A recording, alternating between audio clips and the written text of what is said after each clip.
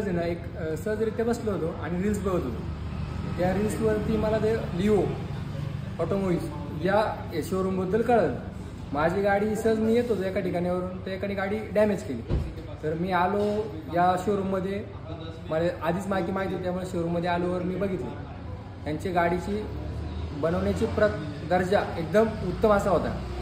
त्यानंतर मी त्यांना विचारलं, त्यांच्याकडून काही कोटेशन काढलं. नंतर शोरूममध्ये गेलो, शोरूममध्ये कोटेशन काढलं, बाहेर गॅरेजवाल्यांकडून कोटेशन काढलं. पण मला असं हवं ते मनाजोगतं कोटेशन कुठं भेटलं नाही. मग मी सुमित भाऊला भेटलो. सुमित भाऊला म्हणलो, भाऊ असाचा प्रॉब्लेम आहे. भाऊ मला गाडी घेऊन ये, आपण बघू. भाऊनी गाडी बघितली. भाऊनी गाडी अशी केली एकदम सुंदर, एका परीसारखी गाडी माझी झालेली.